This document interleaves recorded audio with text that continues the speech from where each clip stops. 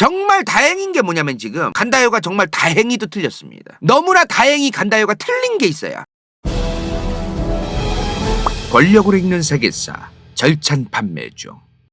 벌써 러우 전쟁이 1년을 넘어섰습니다. 자, 러우 전쟁이 시작되기 이틀 전이죠. 간다요가 처음으로 러우 전쟁 관련된 거를 올린 게 지난 2022년 2월 22일입니다. 그리고 러우 전쟁이 터진 직후 3월 7일이죠. 러우 전쟁 두 번째 라이브를 했었습니다. 그때 제가 뭐라고 얘기했었냐면은 러시아가 무식하게 총동원을 하진 않을 것이다. 전쟁 초반에는 제가 그렇게 얘기를 했었죠. 근데 러시아가 이후에 육군력을 오지게 집어넣었다가 개박살이 납니다. 서방의 지원에 힘입은 우크라이나 군에 의해서 개박살 납니다. 아무리 그래도 러시아가 군사적으로는 굉장한 초강대국이라고 평가를 받던 국가예요. 원래는. 근데 개박살 났어요. 육군력으로. 왜 그런 일이 있었느냐? 러시아가 지난 몇십 년 동안 신경을 써온 게 뭐냐면 공격이 아니라 방어입니다. 자, 왜 방어에 그렇게 좀 집착을 해왔느냐? 이 사진이 뭐냐면요. 과거 소련이 붕괴되기 전에 동구권 국가, 공산국가죠. 친소련 국가. 그리고 나토. 지금의 나토랑은 다릅니다.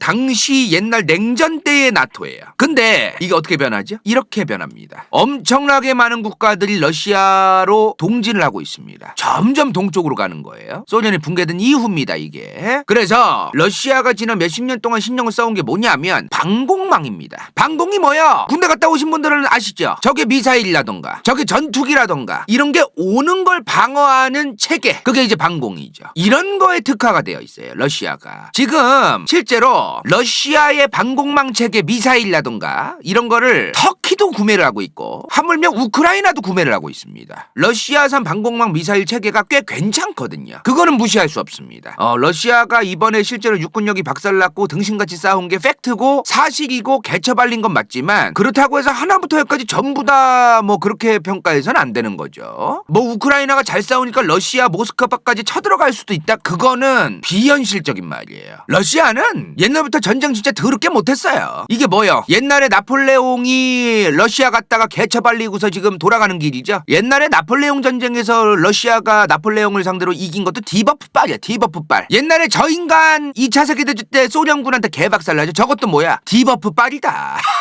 러시아가 2차 세계대전 때 독소전쟁, 2차 세계대전에서 가장 많이 죽은 그 군인의 머릿수는 소련에서 나옵니다. 그 정도로 디버프빨, 그리고 자기들 군대 인구 갈아 넣어서 이기고, 그게 러시아입니다. 이번 러우 전쟁에서 러시아가 또 주제를 모르고 육군력을 그냥 지들 멋대로 투입을 했어요. 또 개처발렸죠. 러시아가 사실 육군력으로 어떤 그 점령을 하는 그 능력이 등신같기 때문에 그거를 러시아 스스로도 알고 있었을 것이다. 그래서 저 멀리에서 자기들이 잘 해온, 자기들이 특화되었던 그 미사일 톡톡 쏴갈기는 거, 요거로만 이제 어그로 끌면서 계속해서 피곤하게 만들지 않을까, 이런 생각에 작년에 간다요가 육군력을 그렇게 총동원해서 막 투입하고 막 많은 병력을 투입하진 않을 것이다라고 얘기를 했던 건데, 와, 그냥 투입해서 개처발리더라고요. 씹어졌습니다.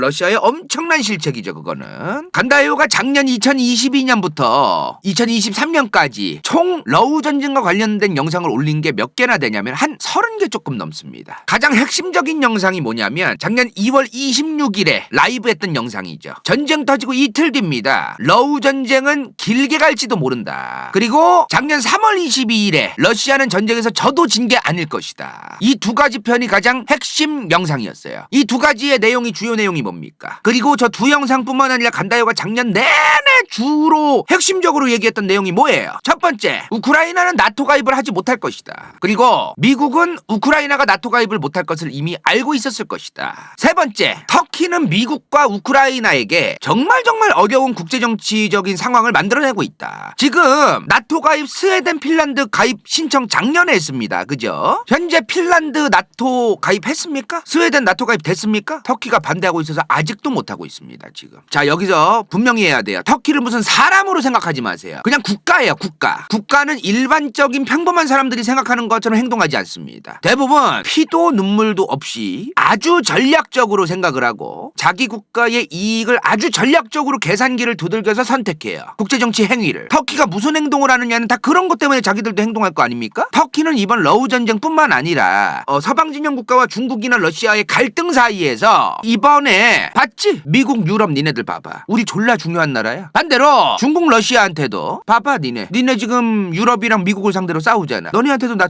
졸라 중요한 거 알지? 전 세계의 수많은 중전국 이상 강대국들을 상대로 내가 엄청나게 중요하다는 걸 니네도 알아야 돼. 그리고 우리 터키, 튀르키예를 니네들 편으로 만들기 위해서 엄청나게 많은 노력을 하고 콩고물이라도 주고 그런 거를 터키, 튀르키예는 요구를 하는 게 있어요. 아주 좋은 갑질 스탠스에 위치한 게 있습니다. 터키가. 그래서 터키 때문에라도 우크라이나의 나토 가입은 당장은 만약에 나토 가입이 오케이가 됐어요. 일단 나토 가입 절차가 스타트가 됐어. 스타트 돼도 뭐가 남았어? 만장일치가 필요하다. 나토 가입 절차가 시작이 돼도 이미 진작에 나토 가입이 되어 있던 국가들의 만장일치가 필요해요. 튀르키예, 터키가 그거를 만장일치에 당연하게 얹어준다? 그럴 리는 거의 없습니다. 왜냐하면 터키, 튀르키예 같은 나라의 입장에서는 이런 구도, 갈등 구도, 어려운 구도, 뭔가 우크라이나를 나토에 가입하고 싶어하는 수많은 국가들을 상대로 우크라이나 가입시키고 싶으면 니네가 나한테 뭘 해줘야지 뭐 그냥 내가 뭐 사인하냐? 이런 거를 튀르키예, 터키는 행동할 가능성이 굉장히 높거든요. 근데 그거를 튀르키예, 터키를 욕하면 안 됩니다. 왜냐하면 우리나라도 그랬어야 돼요. 우리나라가 어느 나라였든 간에 우리나라도 그랬어야 됩니다. 국제정치에서는 우리가 이득 볼 수 있는 상황이 되면 그 이득 볼 수 있는 상황을 이용해서 이득을 봐야지 그냥 좋은 마음에서 풍요로운 마음에서 기쁜 마음으로 착한 마음으로 그냥 사인하는 그런 국가가 거의 없어요. 아무튼 터키는 이제 그런 입장을 표하는 게 또 이상할 것도 아니다라는 거. 안타깝죠. 저런 모습이 솔직히 인간과 인간 간의 관계에서는 굉장히 보기 안 좋을 수 있고 저런 국제관계, 국제정치를 하는 국가들의 행동들이 좀 보기 안 좋은 게 사실입니다. 그러나 국제정치 같은 거는 굉장히 많은 집단을 책임지고 있는 사람들이 결정한단 말입니다. 나의 국가의 발전과 애국심을 갖고 내 국가의 발전을 위해서 보통 생각을 하지 외국 당국자들이 다른 나라 잘 되길 바라는 마음만 가지고 행동하지 않거든요. 그 입장들이 다 다른 거 아닙니까? 그죠?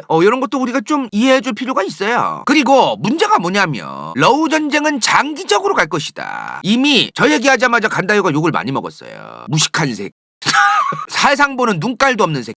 뭐 등등 제가 욕을 많이 먹었는데 그분들은 또 어디 있는지 뭐 하고 계신지 모르겠네요. 지금 러우 전쟁은 장기적으로 갈 가능성이 높다. 저도 안타깝게 생각해요. 이미 작년 3월에 얘기했던 겁니다. 이거는 전통적인 친미 국가로 생각되던 국가들 애매해졌습니다. 작년 1년 동안 굉장히 많은 국가들의 스탠스가 증명이 됐어요. 대표적으로 인도입니다. 그리고 사우디예요. 당연히 인도는 미국 편을 들겠지라고 저도 생각했었어요. 안 그랬습니다. 러시아와 에너지나 뭐 천연가스나 석유 같은 거 무역하지 마라. 인도가 엄청난 양을 구매해 줍니다. 작년에 그거 있었어. 이거 러시아 인권이사회 탈퇴되는 거 작년에 간다요가 올렸었어요. 거기서도 인도 애매하게 투표합니다. 이번 러우 전쟁을 통해서 굉장히 많은 국가들이 무조건 미국 편에만 서던 국가들도 이제 미국 편에만 서지 않는다는 게 어느 정도 지금 드러나고 있어요.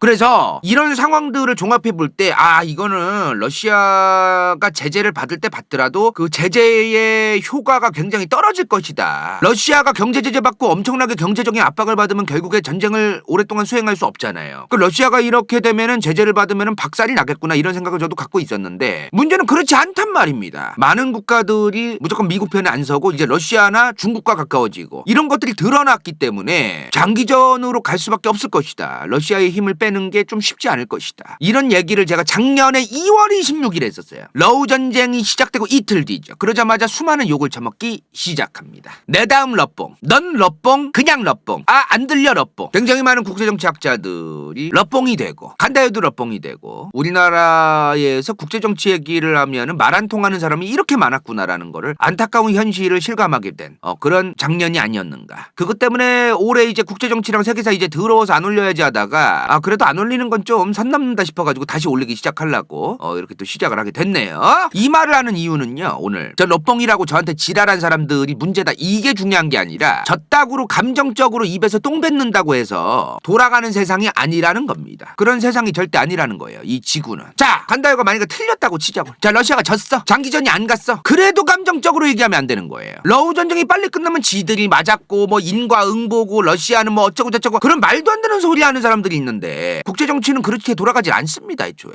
이건 맞았냐 틀렸냐가 중요한 게 아니라 여기서 우리가 알아야 되는 거는 저런 갬성충이 이렇게 많구나. 이 세상에. 이 세상의 국제정치를 바라볼 땐 갬성충만 무슨 SNS 인스타에서 무슨 갬성 카페 가고 갬성 저 스테키 써는데 칼질하러 가는 데 가서 사진 찍고 이런 방식으로 국제정치를 보면 안 돼요. 절대로. 맞았냐 틀렸냐가 중요한 게 아니라는 거죠. 그리고 이거로도 욕을 많이 먹었습니다. 러시아는 져도 진 게 아니라는 개소리를 했다. 간다요는. 러시아가 육군력이 개박살 났었어요. 그죠? 근데도 졌지만 진 게 아니라고 얘기했습니다. 근데 여기서 이제 간다요가 작년에 욕을 먹었던 게 뭐더라? 어떻게든 그 러시아 편을 들어주려고 안간힘을 쓴다. 우리 이해가 됩니다. 어느 정도. 내가 저 간다요라는 사람을 럽봉으로 만들어서 애국심이 생기고 착한 사람인 것처럼 그런 느낌을 받고 이런 거 아니면은 하루하루 살아갈 수 없는 사람들의 입장에서는 저를 럽봉으로 만들어서라도 살아갈 수 있다면은 기꺼이 럽봉이 되겠습니다. 제가 그들을 위해서. 불쌍한 사람들이에요. 그들을 위해서라도 저는 럽봉이 되겠습니다. 그냥 하는 말이야 얘들아.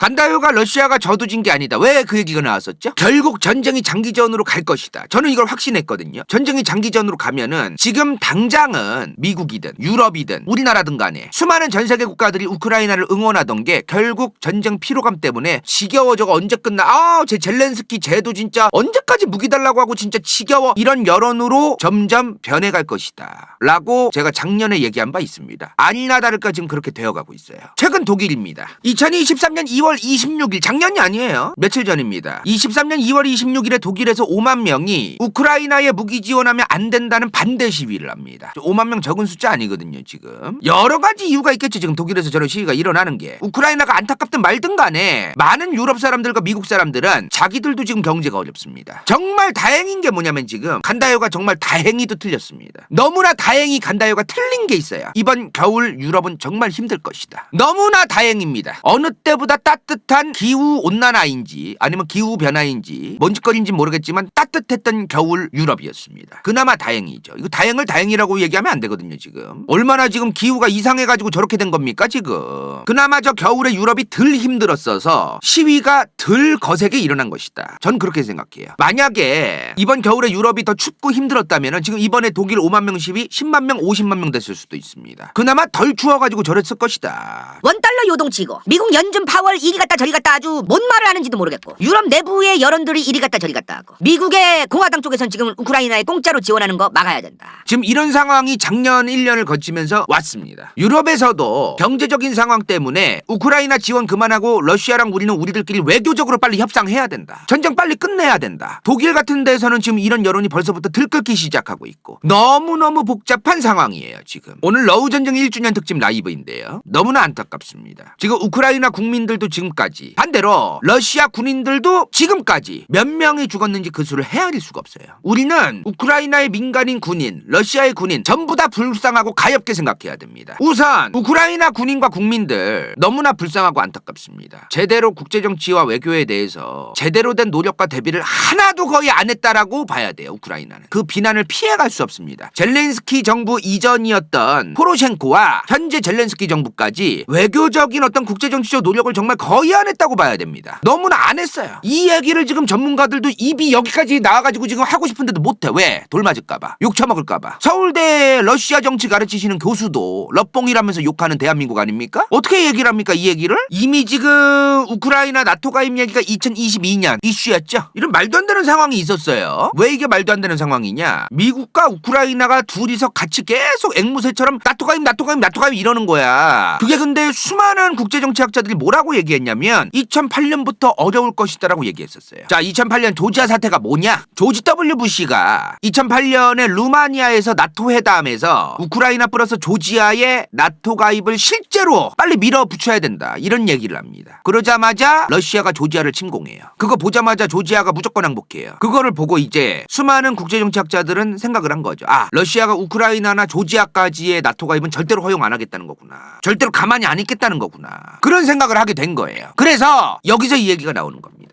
2021년 22년 바이든 정부에서 우크라이나 나토 가입을 부추긴단 말이죠. 또 부추겨요. 2008년에 조지 W 부시가 부추겼다가 개박살 났었는데 조지아가 또 부추겼어요. 그러면 분명히 저 정도 되면 미국의 외교 당국자들은 우크라이나가 나토 가입을 하는 거를 미국이 부추기면 가만히 있을 수가 없다. 러시아는 절대로. 그걸 알고 있었을 것이다가 합리적인 추정이 좀 나올 수밖에 없는 그런 상황이라는 거예요. 달리 말하면 뭡니까 지금? 미국은 전쟁을 원했을 가능성이 높다. 미국은 우크라이나와 러시아의 갈등을 원했을 가능성이 굉장히 높다. 근데 러시아도 그걸 알고 있었을 거예요. 아, 바이든이 지금 일부러 열받게 하는 거다 우리가 군사적 행동을 하게끔. 푸틴도 알고 있었을 겁니다. 근데도 알면서도 가만히 있을 수 없었던 거예요. 그래서 푸틴이 우크라이나를 쳐들어갑니다. 결국에. 우크라이나 국민들 민간인들은 지금 뭐 때문에 죽는 겁니까 지금? 왜 죽어야 되는 거예요? 그 누구보다 저도 안타깝게 생각합니다. 여기서 이 얘기가 나오죠. 우크라이나는 주권 국가니까 지들 마음대로 해도 애초에 됐던 것이다. 근데 왜 그 러시아가 간섭하느냐? 아마 저 말고도 많은 국제정치의 학자분들이 동의를 해주실 부분인 것 같은데요. 이 지구는요, 지금 단군 할배가 살아있을 때부터 지금 2023년까지 올해까지입니다. 올해까지 단 한 번도 강대국을 상대로 약소국이나 중전국들이 자기들 주권대로 행동할 수 있었던 역사가 없습니다. 단 한 번도 없어요. 그런 역사가 단 한 번도 없었는데 이제 와서 무슨 생뚱맞는 주권 타령입니까 지금? 대한민국 지금 주권대로 다 할 수 있습니까? 러시아도 자기들 주권대로 100% 못해요. 중국도 자기들 주권대로 100% 못한다고. 미국도 자기들 주권대로 100% 하는 국가 중 하나지만 얘네들도 마음대로 못해요. 왜? 얘네도 수많은 경제 같은 게 러시아나 중국이랑 엮여 있어서 지들 멋대로 못해. 미국조차도. 세상 물정 모르는 온실 속 화초 같은 소리입니다. 주권이 있었으면 좋겠어요. 저도 수많은 국가들이 각각의 주권이 살아있고 자기들의 의견이 존중받고 그랬으면 좋겠어. 저도. 다만 그런 역사가 흘러온 역사가 없는데 이제 와가지고 갑자기 생뚱맞게 튀어나오느냐 이 말이에요. 그 주권이. 그렇지가 않다는 거예요. 이미 간다요가 얘기했죠. 러시아는 절대로 우크라이나의 나토 가입을 허용하지 않을 것이다. 작년에 얘기했어요. 왜? 2008 조지아 사태 이후부터 계속해서 너무나 많은 전 세계의 국제정치학자들이 러우 전쟁 전부터도 러시아는 더 이상 핀란드, 벨라루스, 우크라이나, 조지아의 나토 가입을 절대로 허용하지 않을 것이다. 이미 10년, 20년 가까이 얘기가 나오던 내용이에요. 이게 그 10몇 년 동안 나왔던 수많은 국제정치학자들의 의견을 깡그리 무시하고 갑자기 나토 가입을 한다고 얘기를 객기를 부렸다. 이건 객기를 부렸다고 얘기해야 돼요. 우크라이나 민간인도 엄청나게 많이 죽고 있습니다. 주권 타령하면서 갑자기 그 가입한다고 하면 그 가입이 됩니까 그게? 게다가 터키도 무조건 동의를 해줘야 되는데 나토 가입은 만장일치가 필요하잖아요. 그 많은 것들의 산과 산을 넘어가야 된다라는 걸 우크라이나도 알고 있었어야 되거든요. 그럼 몰라서 했던 겁니까 저거를? 아니면 알면서도 뻔히 알면서도 했던 겁니까? 저도 궁금해요. 젤렌스키 만나면 물어보고 싶어. 알면서 나토 가입 추진한 거냐? 아니면 몰라서 나토 가입 추진한 거냐? 알면서도 했으면은 자기들 민간인들 죽든 말든 간에 눈 하나 깜짝 안 하고서 지금 하려고 했던 거고 모르면서 하려고 했다면 그건 대통령 하면 안 되는 사람이에요. 이래나 저래나 문제입니다. 어차피 굉장히 어려웠던 가능성이 굉장히 적었던 우크라이나의 나토 가입 때문에 괜한 민간인들만 오지게 죽고 앉아 있어요 지금. 자 여기서 이제 핵심이 뭐야? 오늘의 썸네일이 뭐였어요? 러우 전쟁 1주년 특집 라이브인데 젤렌스키 얼굴이 없습니다. 왜? 젤렌스키는 지금 중요한 주체가 되기는 됐는데 더욱더 중요한 주체는 저 둘입니다. 바이든과 푸틴이에요.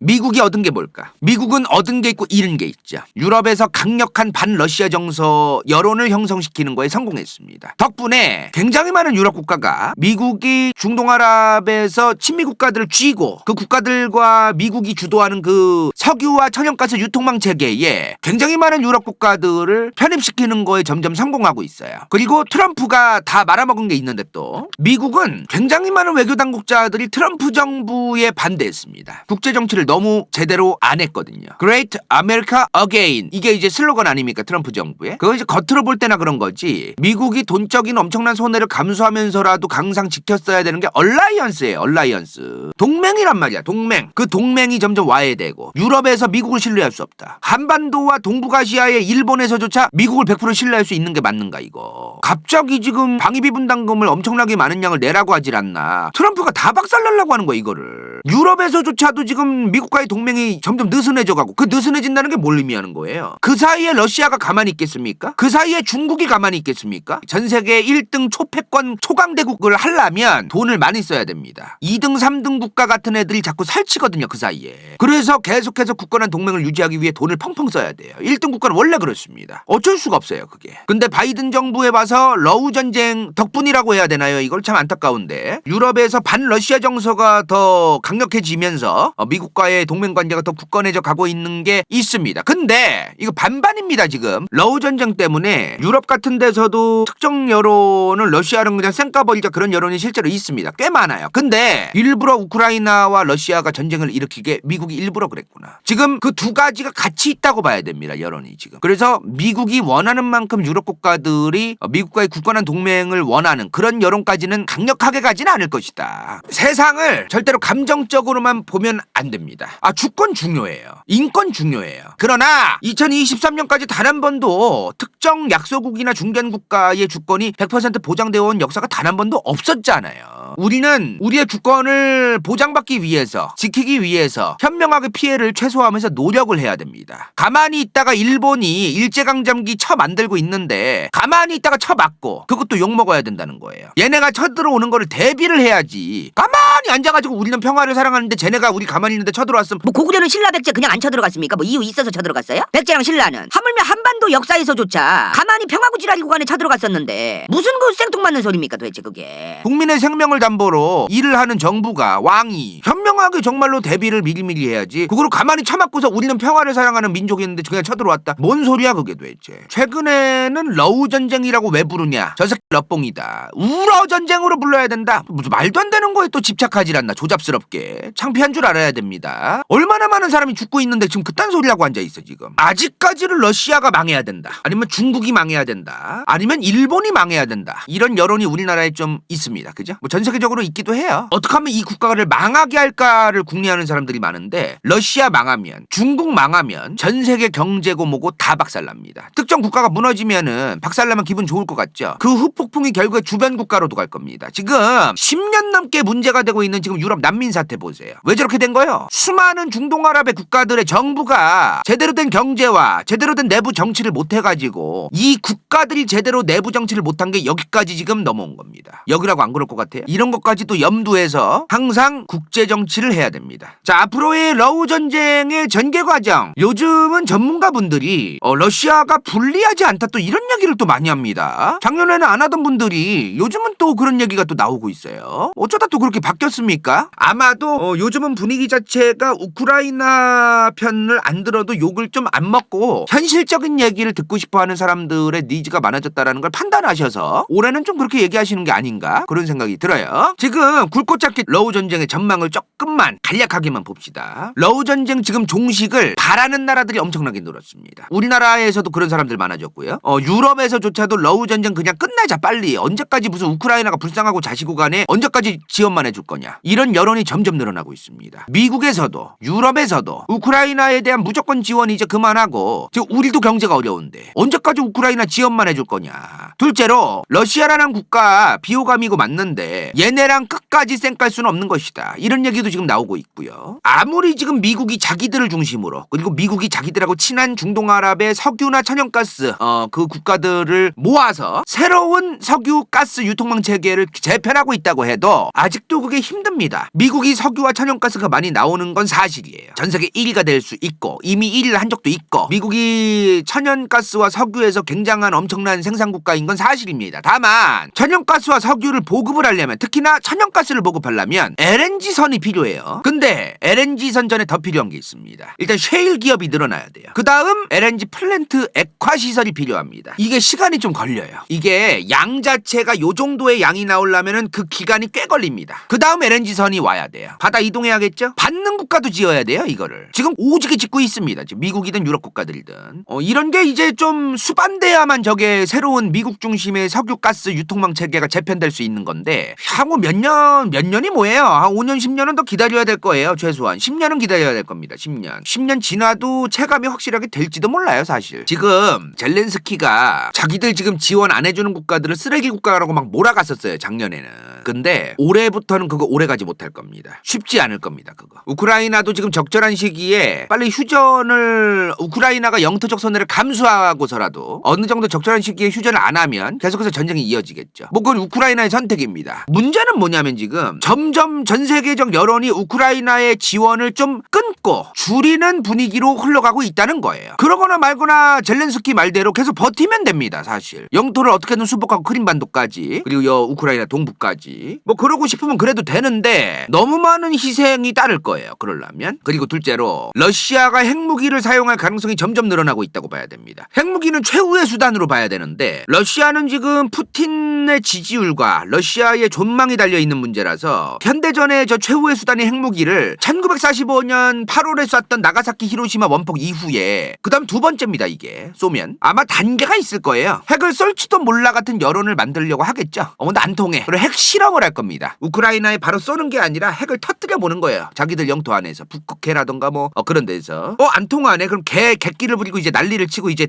난리를 칠지 모릅니다. 안 통하네. 그러면 이제 실제로 약한 핵무기부터 쓸 수도 있겠죠. 이 약한 핵무기를 사용했는데 안 통해. 그럼 전술핵으로 가겠죠. 전술핵이 이제 좀 그 위력이 점점 강해지는 건데 지금 한 나가사키 히로시마에 쐈던 거랑 좀 비슷한 위력이라고 생각하시면 돼요. 전술핵 그 다음에도 있어요. 그 다음도 있는데 그 다음까지는 안 갈 겁니다. 실제로 이 약한 핵무기만 쏴도 그때 되면은 우크라이나가 항복을 하거나 유럽 국가들도 이제 무조건 이거는 이제 끝 맞춰야 된다. 전쟁을 더 이상 핵 문제로 가면 안 된다 그러면서 적극적으로 나설 가능성도 높고 물론 그것도 있어요. 러시아가 핵을 쏘면 저 전쟁에서 이길진 모르겠으나 유럽 국가들의 핵무장의 명분이 됩니다. 근데 이거는 러시아만 똑같아 할 것 같죠. 미국도 원치 않습니다. 미국도 이걸 너무너무 원치 않아요. 그래서 러시아가 핵을 쏘는 거는 미국도 러시아가 핵 쏘면 지금 이 유럽에 있는 국가들도 핵을 가지게 되겠죠. 그리고 지들이 핵을 가지게 되면은 얘네 말 듣겠습니까? 군사적으로 이제 나토의 필요성이 있어요? 나토가 있어야 되는 이유는 핵무기도 없고 핵을 가진 러시아라던가 어떤 그런 위협으로부터 자기들 방어하기 위해서 필요한 겁니다. 미국 입장에서 얘네가 유럽이 핵을 가지면 나토가 유명무실해질 수 있어요. 그런 것 때문에라도 지금 머리 아픈 게 있습니다 지금. 그래서 러시아가 핵을 쏜다는 건 절대로 러시아만 손해라고 보면 안 된다. 이거는 미국 입장에서도 환장할 짓이다. 그래서 러시아가 아마 그 핵실험하고 그런 식으로 계속 자극을 하면 미국도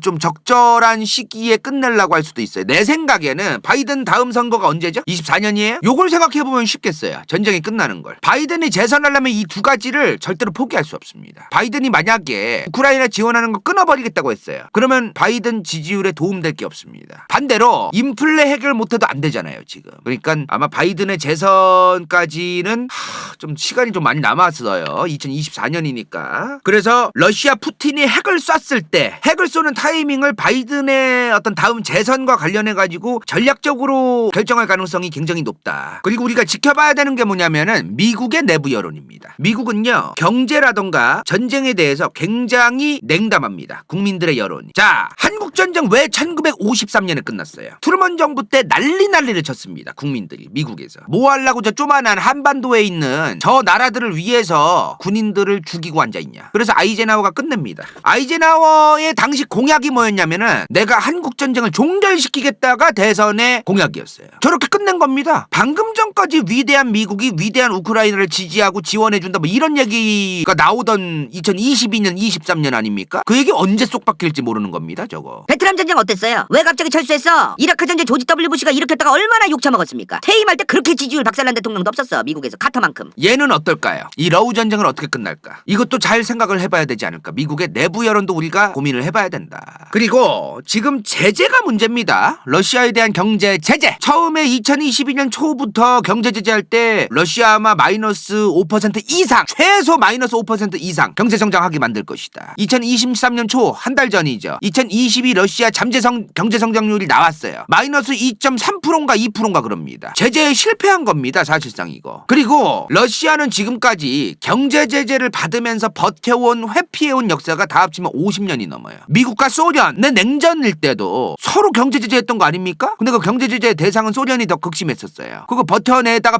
물론 뻥 터졌죠. 근데 그 기간이 좀 오래 걸렸습니다. 아시다시피 에너지구, 식량이고 뭐고 간에 자급자족이 가능한 나라가 전 세계에 두 개 있어요. 미국이랑 러시아입니다. 그게. 중국도 에너지 같은 게 자급이 안 됩니다. 그래서 이런 자급이 되는 나라는 경제 제재를 하더라도 버틸 수 있는 그 좀 기간이 좀 있어요. 우리나라 한 달만 제재해도 박살날 겁니다. 장담컨대. 가스라던가 석탄이라던가 석유라던가 이걸 100% 수입해야 되는 나라인데 어떻게 버티겠어 우리나라가. 그래서 굉장히 중요해 그 자급자족이라는 게.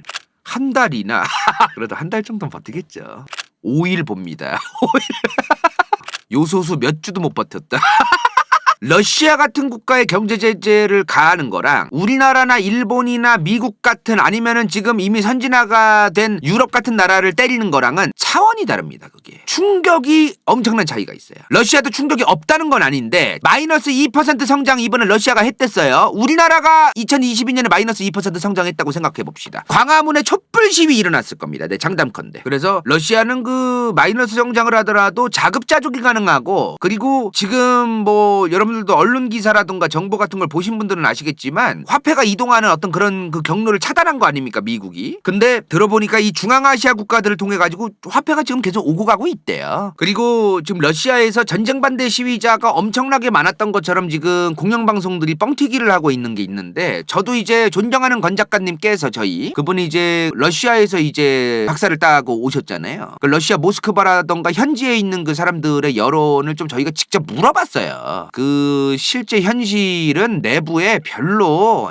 러시아 전체 인구가 1억 4천만 명입니다. 그 시위에 참가한 사람 그래봤자 글쎄요, 많지 않다는 거예요. 이처럼 지금 언론들도, 전 세계의 언론들이, 우리나라 언론들이 국민들을 속이는 것이 너무나 많습니다. 이런 걸 통해서 우리가 배워야 되는 게 뭐냐면은 국제 정치는 절대로 갬성충들이 보면 안 되는 겁니다. 내가 갬성충이면 그 갬성충에서 벗어날 때까지 그냥 관심 끄세요. 위험한 거예요. 그거는 국민을 위해서, 국가를 위해서 좋지 않습니다. 그거는 간다요라고 감성이 없겠어? 간다요라고 지금 러시아 군인들 죽고 우크라이나 국민들, 민간인들 저렇게 애기들도 막 죽어가고 나라고 왜 감성이 없겠어? 그럼에도 불구하고 그 감성을 잠시 묻어둘 수 있는 그런 게 필요해요. 나도 우크라이나 영상 볼 때마다 나도 이제 뭐 코끝이 찡해질 때도 있고 다 나도 그럴 때가 있어. 근데도 이 악물고서 그걸 참고 봐야 돼요. 국제정치는 절대로 그런 식으로 보면 안 됩니다. 언론의 구라에 속으면 안 되고, 국제정치에서 강대국들이 자기들 이익 위해서 행동한다는 거를 정의롭다고 봐서도 안 되고, 이거를 미국이 우크라이나 지원해주는 게 지금 정의로운 겁니까? 굉장히 많은 국가들이 우크라이나 지원해주고 있는데 이게 정의롭기만 한 거냐고요. 보기엔 좋죠. 근데 대부분 그런 행위들이 대부분 자기들의 국가 이익을 위해서 선택하는 행동들이지 정의롭기만 위해서 행동하는 거는 거의 없다. 어느 나라나 마찬가지다. 어느 나라나. 우리나라가 만약에 강대국이라고 치자고요. 우리나라 외교부에서 그럼 어떻게 했을 것 같습니까? 지금은 우리나라가 중견국이고 구멍이 너무 많아요. 자원이라든가 에너지, 원자재 같은 데에서는 우리나라가 자금률이 너무나 낮습니다. 그러면 실질적인 약소국으로 봐야 돼요. 국제정치에서 강대국 반열에 오르려면은 다른 나라의 영향을 덜 받으면 덜 받을수록 유리해집니다. 근데 우리나라가 얼마나 많이 받아요, 그 영향을? 그러면은 원자재나 에너지로 보면은 우리나라는 굉장히 힘든 나라예요, 외교적으로. 자급자족이 너무 힘든 나라라고. 그러니까 이런 상황들을 우리가 분명하게 인지하고 내가 사는 국가도 판단해야 되고, 우크라이나도, 러시아도, 유럽 국가들도, 중국도, 인도도, 미국도 이런 여러 가지를 현실적인 거를 대입해서 바라봐야 된다. 이게 러우 전쟁 1주년의 교훈이 아닌가 싶습니다. 빨리 저 전쟁이 끝나길 바라고 핵무기는 절대로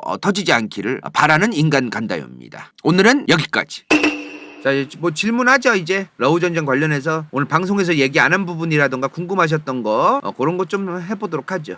2주년까지 갈 것 같냐? 일단 현재 상황에선요, 그 가능성을 배제할 수 없지만 이거는 좀 말하고 싶은 게, 러우 전쟁이 길어지기를 바라지 않는 건 유럽 국가들이 많아요. 근데 미국은 조금 더 가기를 원하는 게 있습니다. 아마 내년 바이든 대선까지도 계속해서 가기를 원할 수도 있을 것 같아요. 아까도 얘기했지만 미국에서도 내부 여론이 우크라이나 지원 그만하자는 여론으로 바뀌면은 미국도 아마 빠르게 지원을 끊고 평화 협상을 하라고 압박을 가하겠죠. 우크라이나를 그렇게 지원하고 그러던 나라가 언제 그러냐는 식으로 이제 그러겠죠. 지금 뭐 하려고 죽은 거냐는 거예요. 지금 이렇게 되면은 얼마나 많은 사람이 죽었습니까, 여기서. 결국에 1년 2년 끈 다음에 엄청나게 많은 사람 죽고 아무런 이득도 없이 끝났어. 그럼 우크라이나만 욕먹는 거예요, 이제 또. 아까도 얘기했지만 나토의 결속, 동맹의 결속을 다시 한번 만들고, 그 결속을 만들려면 반러 여론이 좀 필요하거든요. 유럽 사람들이 러시아에 대해서 반발심이라던가 반감 같은 게 좀 그렇게 많지 않았단 말이에요, 원래는. 근데 이번 러우 전쟁을 통해서 반감이 많이 생겼잖아요. 그런 반감을 만드는 게 굉장히 좀 중요하지 않습니까?